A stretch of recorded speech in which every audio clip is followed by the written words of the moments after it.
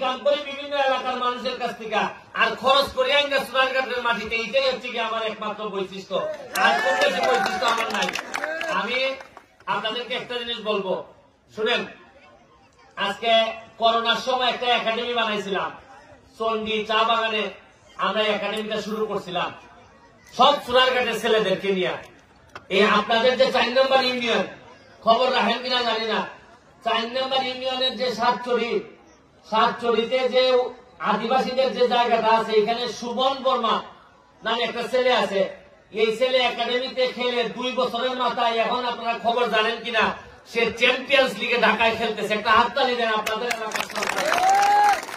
আপনারা জানেন কিনা যে আমাদের সোনারঘাটের 3টা ছেলে, এর মধ্যে আপনারা 3 নম্বর ইউনিয়নের মধু, আমি জানি না বেগম খান আপনাদের পাশে এখানে মধু, আমাদের 6 নম্বর ইউনিয়নের হাবিব, আর হলো সুবন বর্মা 4 নম্বর ইউনিয়নের। 3 জন চান্স পাইছে, এদের পাসপোর্ট পর্যন্ত নিয়ে গেছে। আমি জীবনে যে জায়গায় যাওয়ার সুযোগ পাই নাই, এই 3 জন এরা ব্রাজিলে যাচ্ছে আমাদের ফুটবলের ট্রেনিং নিতে। এটা আমাদের জন্য অনেক বেশি করছে। শুনেন, আমার জীবনে আমি প্রধানমন্ত্রীর কাছ থেকে পুরস্কার নিতে পারি নাই, কিন্তু আমাদের নাসির, সে এলাকায় 4 দোকানদার ছিল কাচুয়াতে।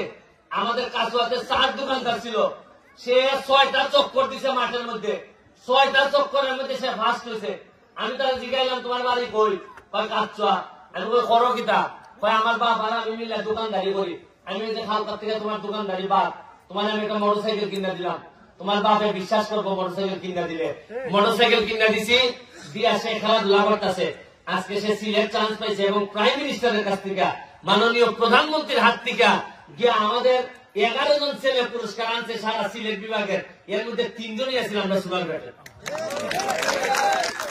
আমরা চাইলে পারি না এমন কোন জিনিস নাই। আজকে এই যে রায়হান পাঙ্কা এর যে দৌড় দেয় বা এখানে অন্যান্য কয়েকটা প্লেয়ার যে এরকম কোয়ালিটি দিয়ে খেলছে, উনারা আমি বারবারই একটা জিনিস কই, সোনারঘাটটা বলার যখন যারাই জায়গা সিলেট কিনা সারা বাংলাদেশের লোক আপনারা এখন মেহনত আছে। আমার দেখুন না টিভিতে হয় কিতার জন মানুষ আমার হয় তুমি মেয়ে বাড়ি সোনারঘাট খাইজা লাগে ফেনির মেয়েরে মারছে একটা মাদ্রাসা ছাত্রী রে, আমি গিয়া বাদি গেছি গা। মানুষে আমার হয় তোমার অত বড় কলজা পুরা কিতা, আমি আমার কলজা দেখছো কিতা, আমার বাড়ি সোনারঘাট আইয়া দেখো আমার থেকে কলজা বড় এরা মানছে। আমি তরুণ যারা আছে তোমরা একটু পড়াশোনাটা করো, পড়াশোনা করে দেখো আমরা সোনারঘাটটারে কোথায় নিয়ে যাই। আজকে আপনারা জানেন কিনা, শুধু একাডেমির জন্য সোনারঘাটের ছেলেদের জন্য আমি একটা 49 লাখ দিয়ে একটা গাড়ি কিনছি। আপনারা দেখলে দেখতে পারবেন গাড়িটা। এই গাড়ি আমি কোনো ভাড়াও দিই না, কিচ্ছু না। শুধু আমাদের সোনারঘাটের যত ফুটবলার আছে ঘোষণা দেওয়া আছে যে ফুটবলারদের ভাই বোন আত্মীয় স্বজনের বিয়ে শাদী হইলে ফুটবলাররা চাইলে এই গাড়িটা নিয়ে যাবে। এবং আপনারা আশ্চর্য হবেন, আমার ফুটবলারদেরকে গত 5 দিন আমি 3টা বাড়ি বানাই দিছি 3টা ফুটবলারের। এবং আমাদের ফুটবলারদের মিনিমাম 50 জন ফুটবলার আছে যারা নিজের সংসার নিজেরা ফুটবলের মধ্য দিয়া চালানোর সক্ষমতা অর্জন হয়েছে। আমি আপনাদেরকে বলতে চাই, আজকে ব্যারিস্টার হওয়ার কারণে এটা আমার পক্ষে সম্ভব হয়েছে। আমি পারছি, আমি যে ইনকামটা করি এটাই না আমি কাজে লাগাইতে পারতেছি। আমি আপনাদেরকে বলবো, একজন চেয়ারম্যান একজন মেম্বারের পক্ষে একটা এলাকা ঠিক করে নেওয়া সম্ভব না।